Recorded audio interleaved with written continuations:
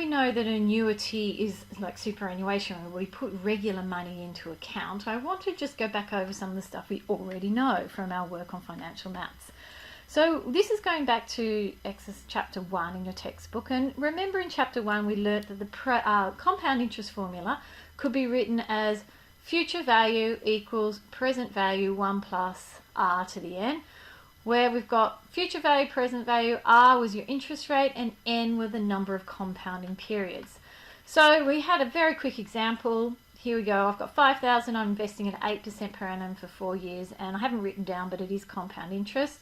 So you would write down future value equals present value 1 plus r to the n, and we'll remember that this is on our formula sheet. So $5,000 is the amount that I'm investing. 1 plus my rate is 0.08, and my number of time periods is 4. And when I work this out, I get $6,802.44. So the reason I've done this is I want you to think about an annuity. It takes the form of the sum of compound interest events. So what I'm meaning is, can you think about a person that's going to invest $1,000 at 10% per annum at the end of each year for 5 years? So you can imagine the first $10,000 would be invested really for 4 years. And then the second $10,000 would be invested for 3 years. And the third, this should be a third, $10,000 will be invested for 2 years at 10%, and the fourth would be invested for only 1 year. And each of these would be added together with the final investment, which is $1,000, which would be added at the end of the time period. That's what's happening in an annuity. So if I think about it, look at what I've got here. My first contribution, so what I said is that my future value would be my present value, which is 1,000, and that is just going to be invested for 4 years. And when we work that one out, we're going to get, I think, something like $1,464.10. And then in my next time period, I'm going to invest another $1,000, but this time it's going to be only invested for 3 years. And same for my third contribution, which would be $1,000, which would be invested for only 2 years. Oh, that's 01 for 2 years. And finally, I have another $1,000, which is going to be in my account for just 1 year. So if I work out how much money I'm getting, you can see I'm getting 1,331, I should say. This next one I got 1,210, and the last one I got 1,100. So the future value of this annuity must be all of these values added up, this one plus this one plus this one plus this one. I'm going to add these all up, and I'm also going to add $1,000 on the end, because at the end of my time period, at the end of my 5th year, I'm still putting in that $1,000. And if I work that out, I get $6,105.10. Now, obviously, that's a long and tedious way of doing it. So in the old general maths course, we came up with a formula where A here is my contribution. So FVA, meaning future value of an annuity, future value of an annuity. And A is my contributions per time period. R is my rate, and N is my time period. So if I was to do this whole example again, rather than using a table, I could say, well, I'm putting $1,000 in. I'm then going to use my rate, which is 10%, which is 0.1. I'm doing this for 5 years.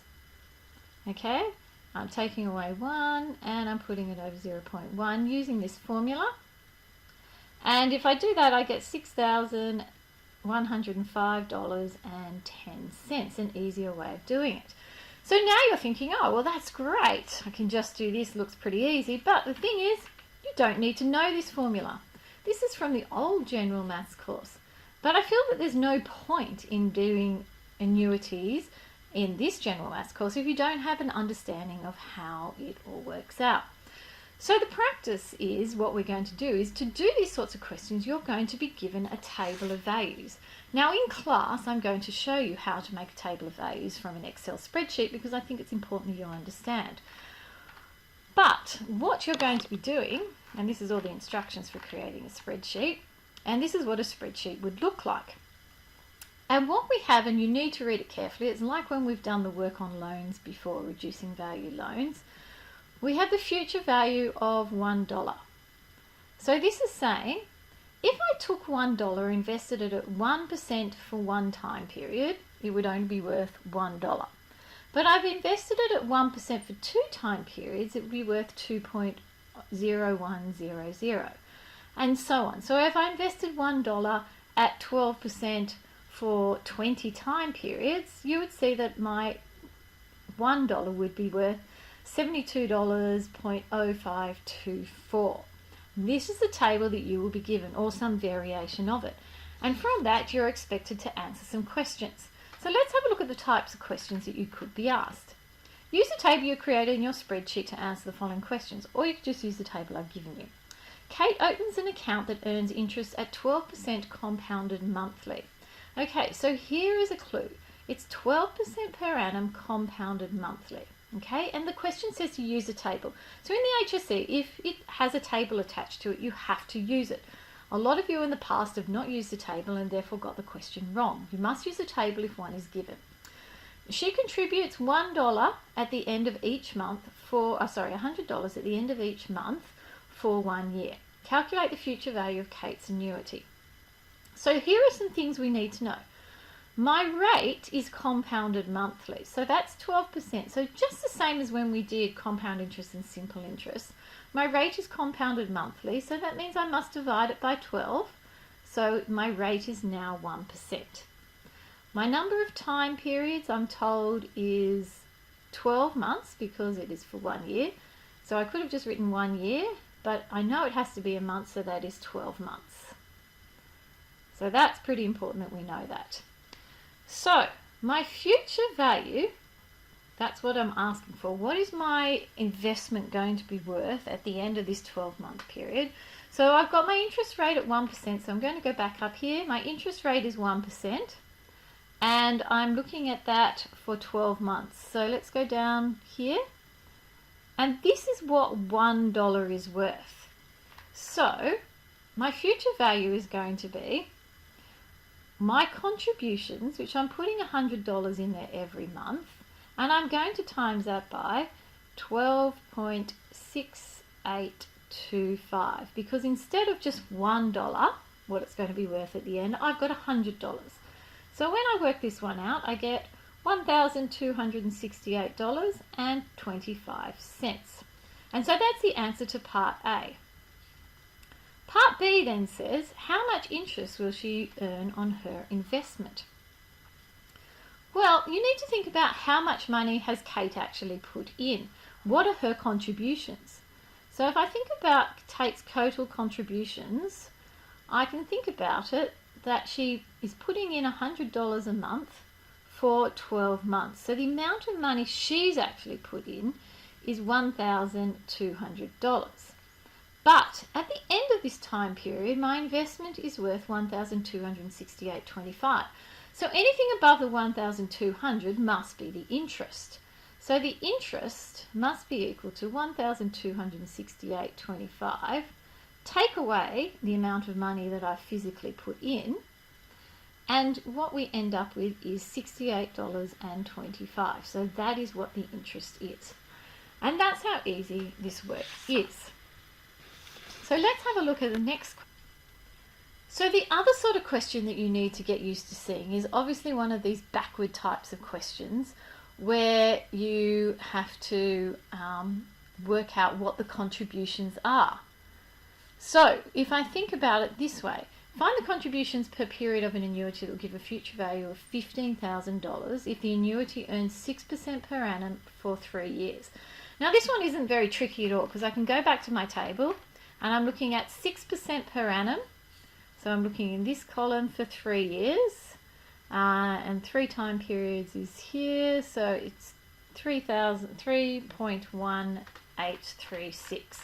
So what I'm doing now is I know what the future value is. It's $15,000. I'm trying to find out what my contributions are, but I do know how much I'm going to get. So I do know that every dollar gives me $3.1836. So now what I have is I know my annuity is worth $15,000. I'm trying to find out how much I'm contributing, and I know at the end of it it's 3.1836. So this is a very simple equation. I'm going to divide $15,000 by 3.1836, and if I do that, I get A to be $4,711.647. So therefore, my contribution will be $4,711.65. So that means every year for 3 years, I'm going to put in this amount of money. So to do part B, it's exactly the same thing. So for part B, I know my future value is $2,600. I know my rate. Now my rate is 10% per annum, but it's compounded half yearly. So if my rate is 10%, I would need to divide it by 2 to find out what it is half yearly, which makes that 5%. So N is 4 years, but now I need to multiply it by 2 to make it 8 time periods. And this is very familiar to all of you because it's exactly what we did before when we had compound interest. If we look up our table, 5% for 8 time periods. I'm going to leave you to do that. So it's 2,600. I'm trying to work out my contributions, and I'm timesing that by 9.5491. And by doing this, so now I have a nice simple equation which once again I can solve. And when I do this, I find out that the value of A is 272.276 blah blah blah. So therefore my contributions are going to be $272.28 every half year, so per half year. And that's all there is to it. So I hope you have no trouble with this. If not, you know where to find me.